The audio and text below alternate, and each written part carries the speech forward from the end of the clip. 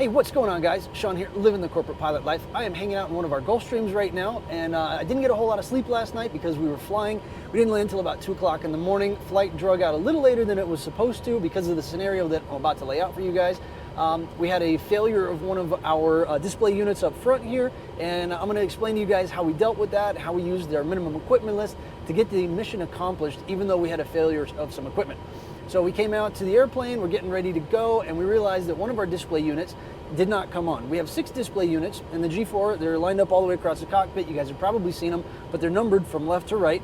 Way over here on the left side, we have number 1, number 2, number 3, number 4, number 5, and number 6. And as you can see, number 5 is turned off. The problem was, when we came out here yesterday, number 5 was working, but it was number 3 over here that was not working. So what we have to do is we have to dig into our minimum equipment list, which, if you're not familiar with minimum equipment list, it is a list of things that can be broken, kind of the opposite of what it sounds like. You would think it's something, a list of things that you have to have as a minimum, but it's actually things that can be broken and how many of them can be broken and things like that.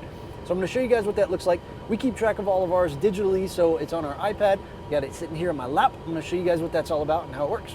So in our minimum equipment list, I've already got it to the right page. It's many pages long, but I've already pulled this up to section 34 of navigation, item 22 down here. It says display units. As you can see right down here, it says that there are 6 of them installed, like we just said. 5 of them are required. And as we work our way across, it tells us what we have to do to make sure we can continue with only those 5 working. It has an M and an O right there, and what that means is there's a maintenance procedure and an operations procedure. Sometimes you'll see just an M, sometimes just an O, sometimes nothing at all. But in this case, there are both. So we're going to read down these list of items. We've got A through F that we have to comply with, and we'll figure out how we can accomplish the mission using this MEL.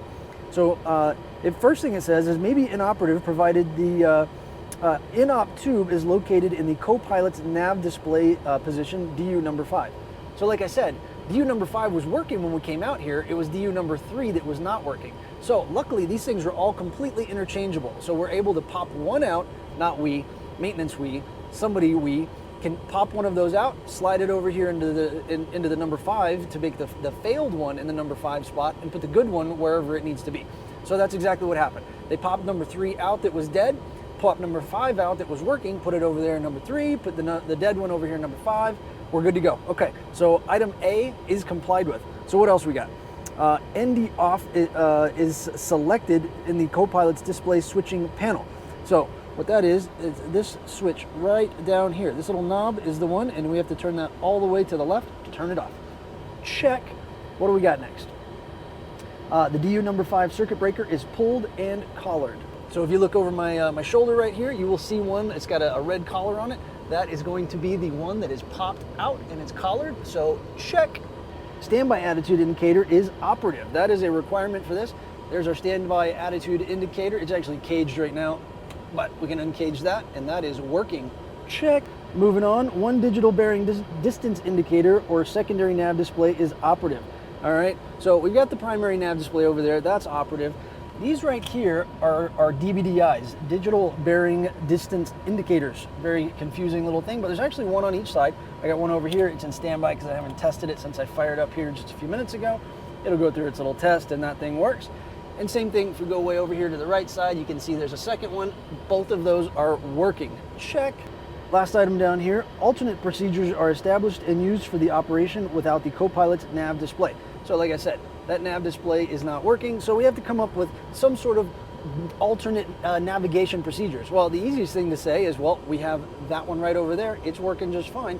We have to discuss that, and that's really where the operations procedure comes into play here. We have to talk about that and make sure that we're not going to get lost out there by not having our number 2 nav display. So that is all met. So we'll move across here. The maintenance procedure, what it says, maintenance will pull and collar the DU number 5 circuit breaker and move the inoperative DU to the number 5 position. Flight crew may pull and collar the circuit breaker if properly qualified and authorized. Well, we could have done that if it was already in the number 5 that was the dead one, but like I said, number 3 was dead, so we needed someone to come out and switch them anyway. So we had them pull the circuit breaker and collar that for us. Worked out really well. And then as far as the operational procedure, flight crew will ensure display switching co-pilot selector is selected to off. We talked about that. That's already been done. Standby attitude indicator and 1 DVDI or secondary nav display is operative. Yep, we talked about that. Alternate procedure for operation without the Copilot ND for pre-takeoff and pre-arrival crew briefing. Yep, we talked about that before we took off and also before we landed to make sure that we're not going to make a mistake if we have to do a missed approach or something like that with one of these failed. That can always be a bad situation. So we want to talk about that, have a good thorough briefing before takeoff and before arrival. So that was all accomplished prior to doing those things. And then the last thing over here, an operative placard will be placed on the affected display unit and will be noted on ADLS. If you notice, it's not up there. I actually took it off already because we got maintenance on our way out here to come out and change the unit. That's why I rushed out here real quick. So I already took that off and threw it away just to make it easier for them. But there was a little sticker that we actually carry around in our binder that says in-op, just so everybody knows that that is not working. So that's it. We got all of the items checked off. Then we're allowed to go fly.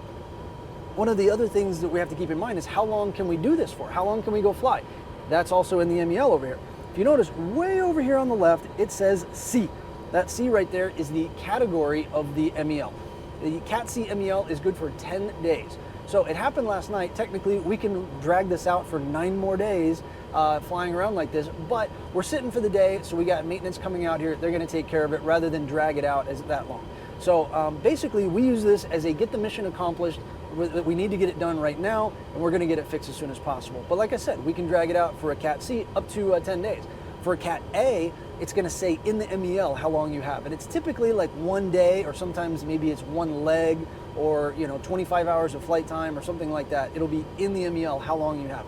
Cat B is only 3 days, so you got 3 days to get it done. Those are usually the more critical items, things like that. And then Cat D on the far side is 120 days. You can drag that out to 120 if you really had to. And those are for very less critical items, things that you don't really need to have fixed right away.